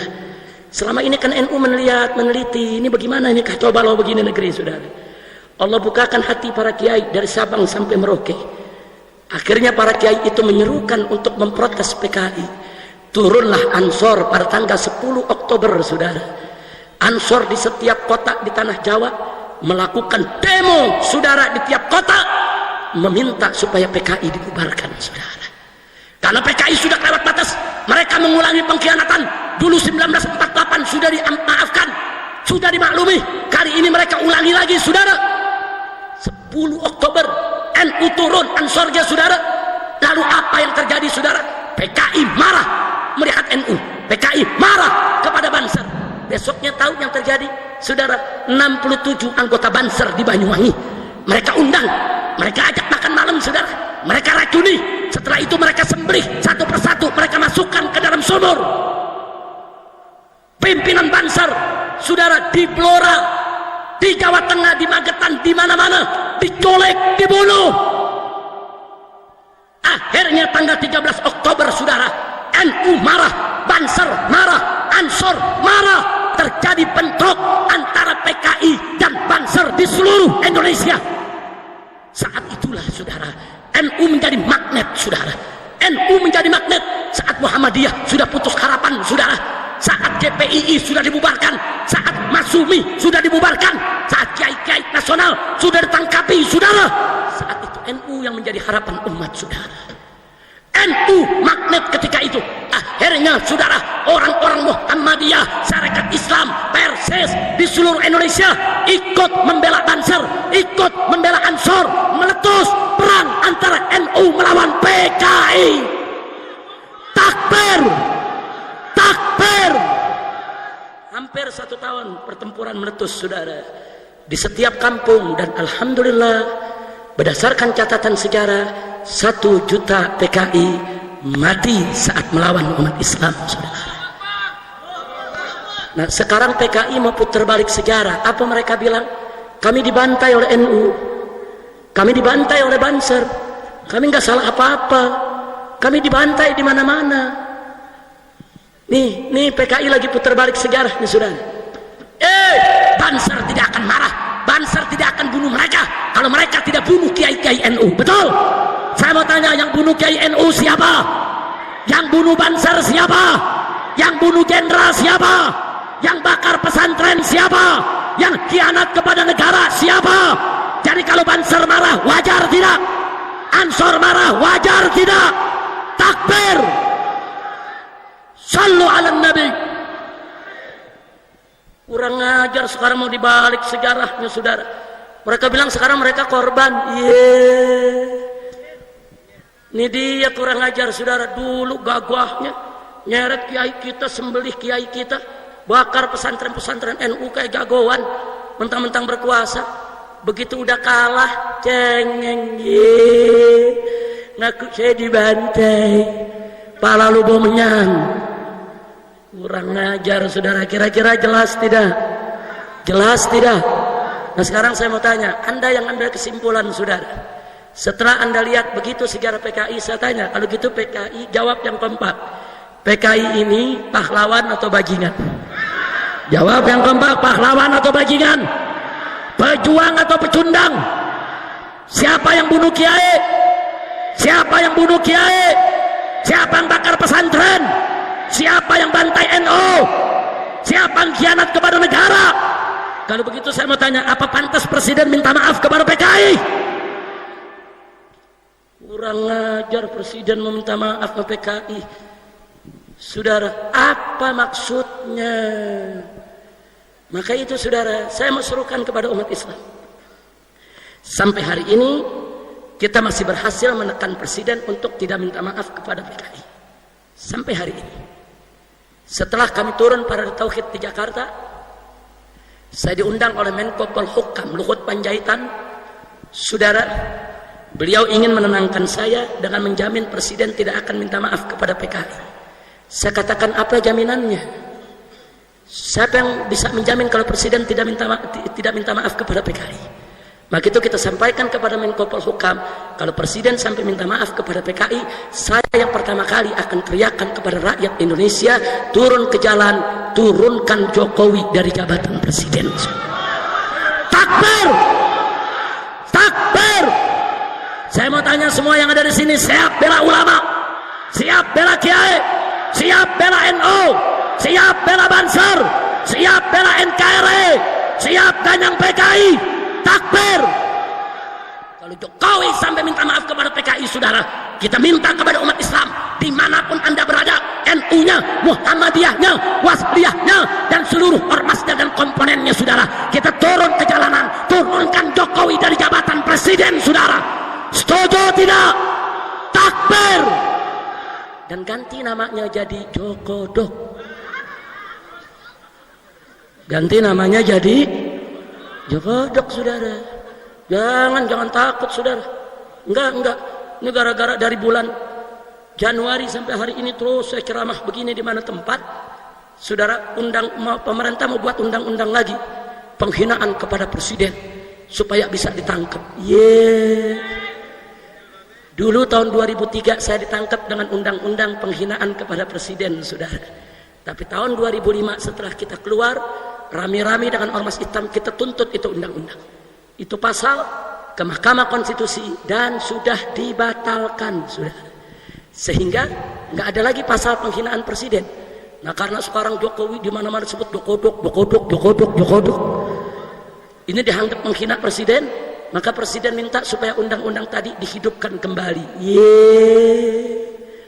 Supaya dia gampang nangkep Habib, gampang nangkep Kiai lagi, saudara. Tunggu dulu. Nah, setelah mereka gagal, ditolak oleh DPR, sekarang Kapolri mengeluarkan surat tentang hate speech, pernyataan kebencian, saudara, supaya polisi bisa tangkap siapa saja yang hina presiden. Kebon, kadal kebon. Saya tanya, takut jangan? Takut jangan? Takbir! Jangan takut. Ini yang hak harus disuarakan, saudara.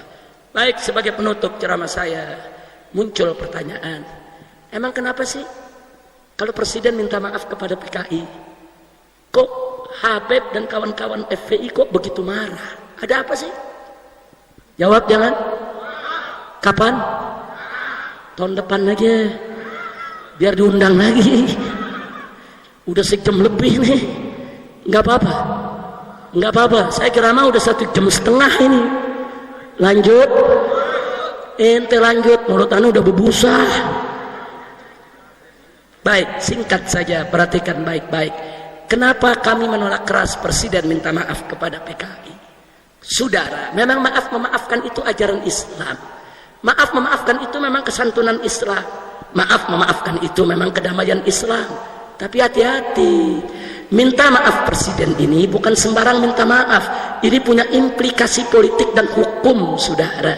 Satu, kalau presiden minta maaf kepada PKI, maka itu akan diterjemahkan oleh media, oleh semua jurnalis, oleh semua pakar di negeri ini, bahwa PKI tidak bersalah, saudara.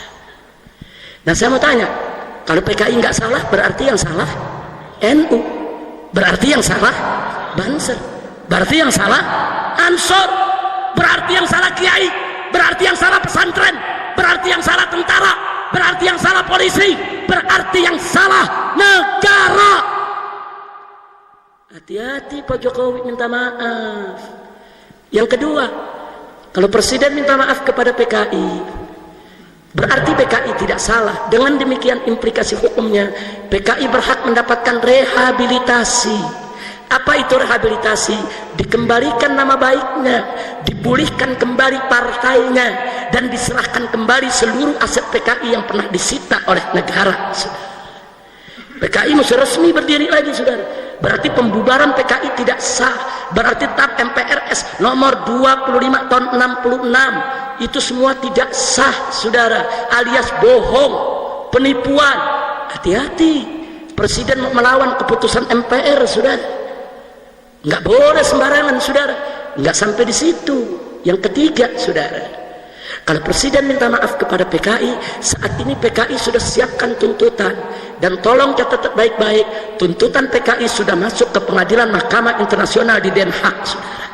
Sejak 3 hari yang lalu sudah masuk ke Mahkamah Internasional, Mahkamah Hak Asasi Manusia, dan mereka minta ganti rugi per anggota PKI 1 miliar rupiah, saudara. Dan catat, anggota PKI di tahun 1965 terdaftar 3 juta orang, saudara.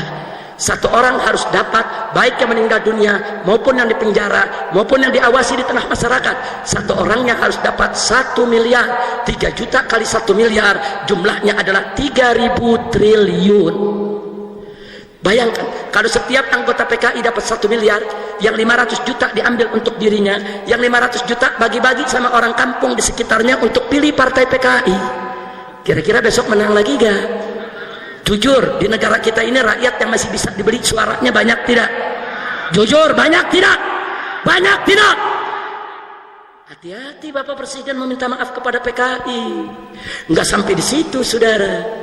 Yang berikut, yang keempat adalah, begitu Presiden minta maaf kepada PKI, saudara, dan pengadilan HAM dibuka atas tuntutan PKI, maka berarti, saudara, semua kiai-kiai kita, orang-orang tua kita yang di tahun 65 ikut NU, ikut Ansor, ikut Banser, ikut lawan PKI, mereka semua akan diseret ke pengadilan hak asasi manusia, diseret sebagai penjahat perang, melakukan pelanggaran HAM berat, sebab sudah bantai PKI, kurang ajar. Berarti hari ini kiai-kiai kita, sepuh-sepuh kita, kiai di Tebu Ireng, kiai di Jombang sana, kiai di Lirboyo, kiai di Sidagiri, saudara, kiai di Krapyak Jogja, kiai di Rembang, saudara, di mana-mana kiai-kiai NU, saudara, yang hari ini usia mereka sudah 70 tahun. Tanya mereka, dulu tahun 65 mereka komandan Banser, dulu tahun 65 mereka pimpinan cabang ranting daripada GP Ansor, dulu tahun 65 mereka ikut perang melawan PKI, saudara. Kalau ini sampai masuk Mahkamah Internasional, berarti kiai-kiai kita di Rembang, di Tebu Ireng, di Krapyak, di Sidagiri, di mana-mana, saudara, termasuk di Kenggong Probolinggo sana, saudara, semuanya harus menjadi penjahat perang dan dituntut, saudara, sebagai penjahat perang dengan dalih, saudara, melakukan pelanggaran HAM berat, membantai PKI, kurang ajar. Saya jujur mau tanya semua di sini umat Islam, apa Anda rela besok kiai-kiai Anda di pondok-pondok pesantren itu diseret sebagai penjahat perang? Jawab yang kompak, rela tidak? Ridho tidak? Siap bela kiai? Siap bela NU? Takbir! Jadi waktu Kiai Haji Salahuddin Wahid Gus Solah menyatakan, kalau Presiden minta maaf kepada PKI, hati NU akan terlukai, itu nggak main-main, saudara. Nggak main-main. Dulu almarhum Kiai Haji Yusuf Hashim tahun 65 itu pimpinannya Banser, saudara, gagah memimpin perlawanan terhadap PKI di mana-mana, saudara. Dan tentara negara ini harus bersyukur kalau hari itu NU tidak melakukan perlawanan terhadap PKI. Siapa yang melawan, saudara? Masumi udah bubar, GPII udah bubar, Muhammadiyah, ulama-ulama kiainya udah ditangkap-tangkepi, saudara. Siapa yang bela negara ini kalau bukan NU, saudara?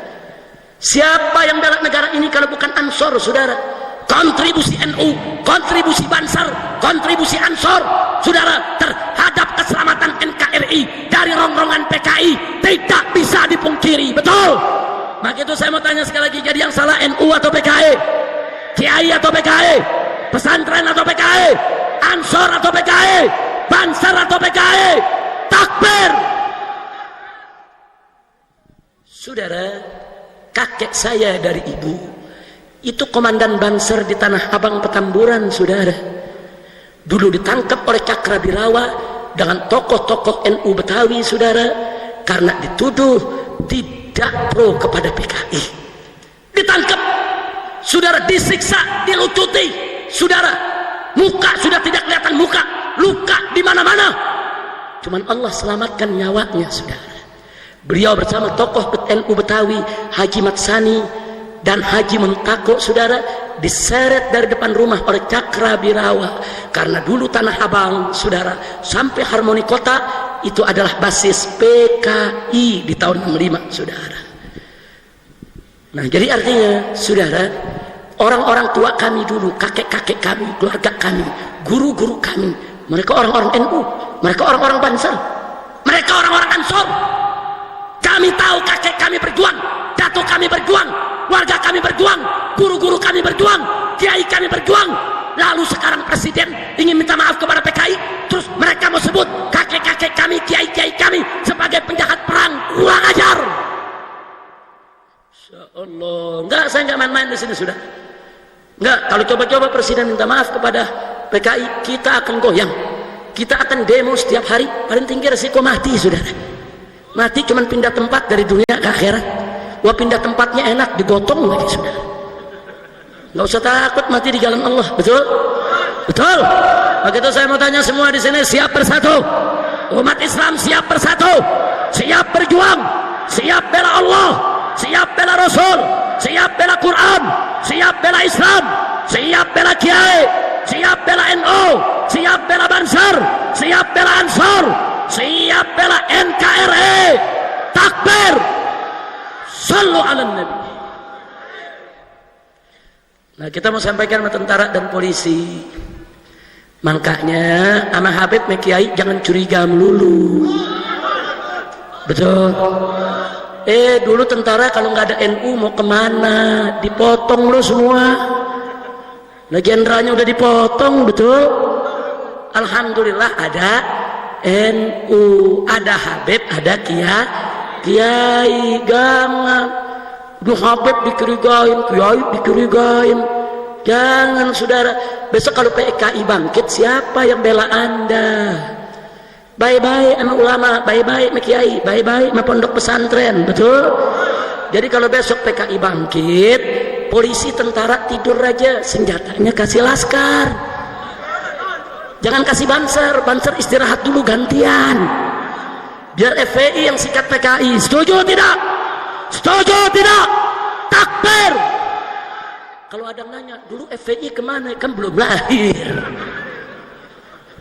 Dulu mana ada FPI, kan belum lahir, betul? Kakek saya komandan Banser, guru saya pengurus NU, saudara. Wah, sampai sekarang FPI pun tetap anak NU, cuman anak bandel. Kerjaannya berkelahi melulu. Sebenarnya gitu doang. Kalau soal akidahnya sama-sama Asy'ari, fikihnya sama-sama Syafi'i, sholawat doyan, tawasul doyan, tabaruk doyan, sama. Cuman ada orang nggak suka kalau kita ini harmonis, betul. Ada orang nggak suka kalau kita akur, betul. Makanya kita mau diadu semua, betul. Maka itu saya mau tanya, siap bersatu, siap berjuang bersama, siap bersaudara. Musuh NU Muhammadiyah atau PKI? Saya mau tanya, musuh NU Muhammadiyah atau PKI? Musuh Banser FPI atau PKI? Takbir. Alhamdulillah. Kira-kira jelas tidak? Paham semua? Nah, jujur, kalau presiden minta maaf kepada PKI, bahaya tidak? Bahaya tidak? Terima atau tolak? Biarkan atau lawan? Siap lawan? Siap jihad lagi? 22 Oktober dijadikan Hari Santri Nasional, betul? Atas permintaan PBNU, betul? Tanya dong, kenapa 22 Oktober itu bisa menjadi Hari Santri? Karena di tanggal 22 Oktober, saudara, NU di bawah kepemimpinan Hadratus Syekh Al-Alimul Allama Kiai Haji Hasyim Asy'ari radhiyallahu taala anhu wa an jami'il muslimin, saudara, mengeluarkan resolusi jihad. Kenapa beliau keluarkan resolusi jihad? Karena nikah mendarat, saudara, di Surabaya. Inggris dan Belanda membonceng nikah. Dia pengen jajah lagi Indonesia. Makanya Kiai Haji Hasyim Asy'ari dan ulama-ulama NU kala itu sepakat keluarkan resolusi jihad, umumkan di pondok-pondok pesantren, saudara. Akhirnya, saudara, meledaklah peristiwa 10 November. 10 November, semangat arek-arek Surabaya melawan Inggris, melawan Belanda, sampai jenderal Inggris ikut mati karena resolusi jihad yang dikeluarkan NU, saudara. Takbir. Berarti saya tanya, NU jasanya besar tidak? Besar tidak? Besar tidak? Maka itu kita wajib jaga NU, saudara.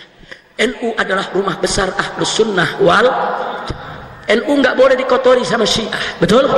NU nggak boleh dikotori sama Wahabi, betul? NU nggak boleh dikotori sama liberal, saudara, betul? Siap jaga NU, siap bela NU, siap bersihkan NU dari liberal. Takbir, sallu ala nabi. NU rumah besar Ahlus Sunnah wal Jamaah, termasuk rumah front pembela Islam, karena front pembela Islam ikut Ahlus Sunnah wal Jamaah.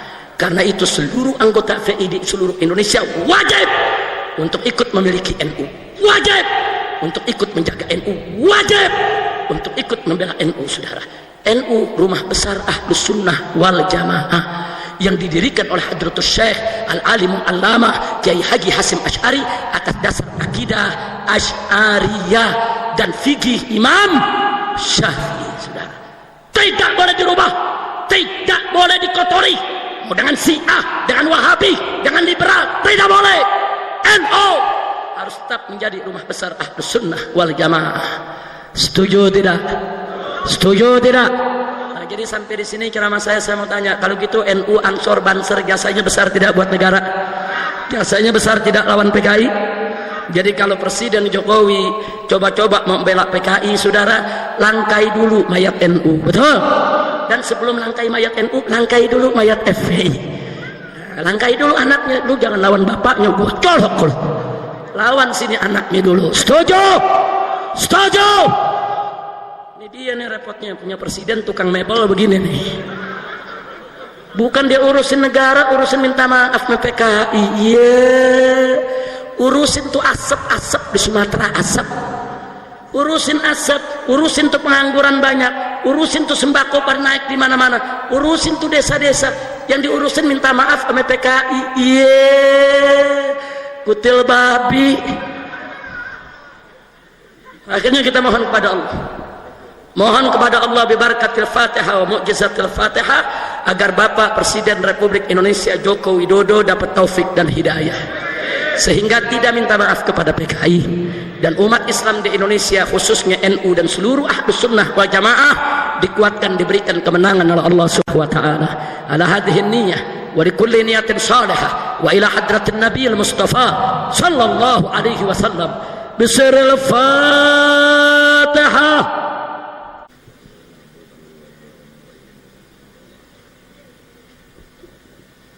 Taqabbalallahu minna wa minkum fataqabbal ya karim. Mudah-mudahan doa kita digabulkan, amin. Jadi sungguh pun kita kritik keras sama presiden, sungguh pun kita protes keras kepada presiden, tetap kita harus doakan kebaikan buat dia. Jangan disumpahin. Kalau kita sumpahin jadi presiden setan, tahu tuh sumpahan kita diterima, benar-benar jadi setan besok. Nah kalau jadi setan kan rakyat yang susah, betul? Jadi jangan doain biar jadi presiden yang baik, biar jadi presiden dapat taufik dan hidayah. Jangan sampai minta maaf kepada PKI. Nah, maka itu saya mau tanya kesimpulan akhir, saudara, kepada semua yang ada di sini. Jawab rame-rame, yang kompak. Jadi kalau begitu PKI itu pahlawan atau bajingan?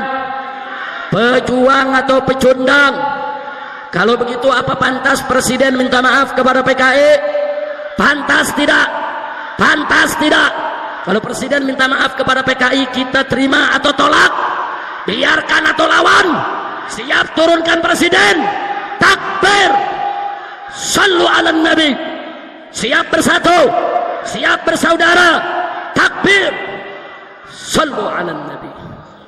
Nah, sampai di sini ceramah saya pada malam hari ini. Besok pagi insya Allah saya akan hadir dalam acara haul Kiai Haji Armiyah di Cikura. Nah, insya Allah acara haul macam ini perlu kita datang. Ingatnya semuanya warga NU. Sebab haul itu, saudara, sebagai bukti tanda cinta kita kepada ulama, sekaligus bentuk terima kasih kita kepada ulama yang telah berjuang mendahului kita, betul? Juga sekaligus sebagai volume silaturahmi antara kita dengan para ulama, betul? Dan sekaligus, saudara, kita bisa ngalap berkah, tabarukan. Kalau Wahabi nggak percaya tabaruk, masa bodoh amat, emang gue pikirin.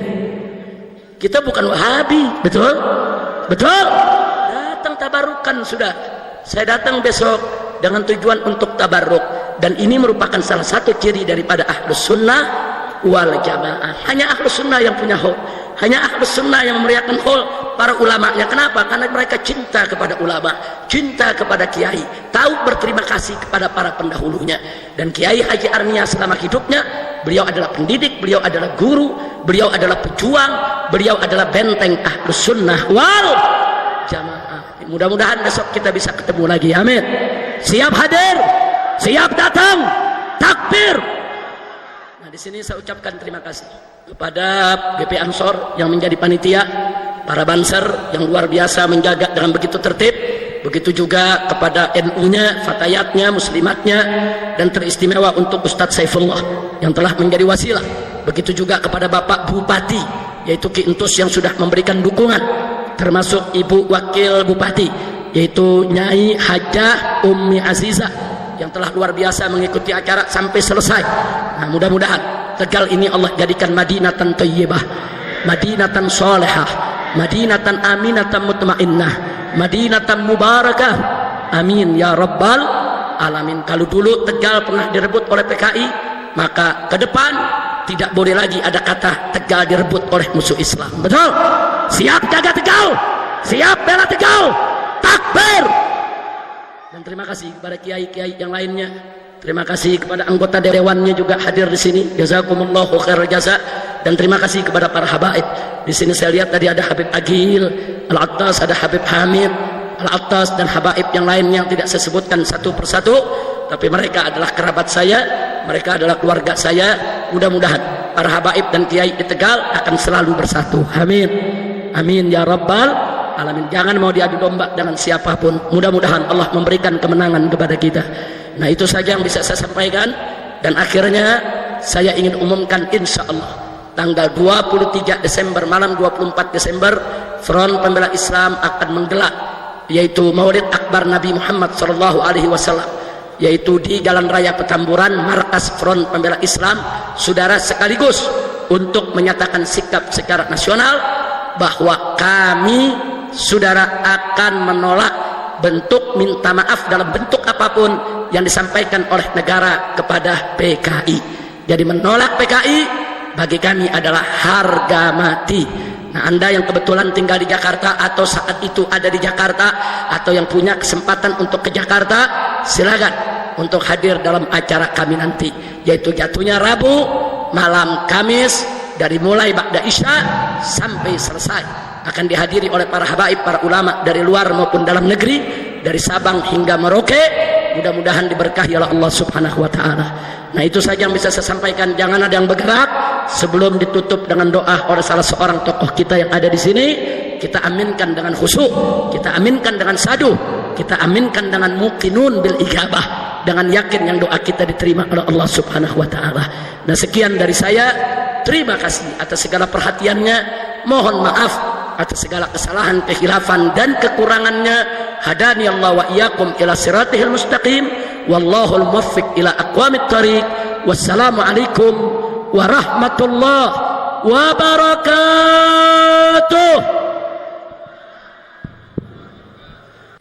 Kepada Al-Habib Dr. Muhammad Rizik Syihab LCMA yang telah memberikan mawaidhah hasanah sekaligus juga nasihatnya. Rahim alhamdulillah rabbil alamin hamdan yuafi ni'amahu wa yukafi mazidah ya rabbana lakal hamdu kama yanbaghi li jalali wajhika wa 'azimi sultanik. سبحانك لا نحصي ثناء عليك ما أثنيت على نفسك فلك الحمد حتى ترضى ولك الحمد إذا رضيت ولك الحمد بعد الرضا. اللهم صل وسلم على سيدنا محمد في الأولين وصل وسلم على سيدنا محمد في الآخرين. صل وسلم على سيدنا محمد في كل وقت وحين. صل وسلم على سيدنا محمد في الملأ الأعلى إلى يوم الدين. صل وسلم على سيدنا محمد حتى ترث الأرض من عليها وأنت خير الوارثين. اللهم إنا نستغفرك ونستودعك أدياننا وأبداننا وأنفسنا وأموالنا وأهلنا وكل شيء أعطيتنا. اللهم اجعلنا وإياهم في كنافك وأمانك وأيادك وجوارك من كل شيطان مريض وجبار عنيد وذي عين وذي بغي وذي حسد ومن شر كل ذي شر إنك على كل شيء قدير. اللهم خذنا بالتقوى والاستقامة وأعذنا من موجبات الندامة في الحال والمال والمآل إنك سميع الدعاء. وصل اللهم بجلالك وجمالك على سيدنا محمد وعلى آله وصحبه وبارك وسلم أجمعين ورزقنا كمال المتابعة له ظاهرا يا أرحم الراحمين بفضل سبحان ربك رب العزة عما يصفون والسلام على المرسلين والحمد لله رب العالمين بسر الفاتحة. kurang lebihnya mohon maaf. Subhanakallahumma wa bihamdika asyhadu an la ilaha illa anta astaghfiruka wa atubu ilaik. Assalamualaikum warahmatullahi wabarakatuh. Allahumma shalli ala sayyidina Muhammad.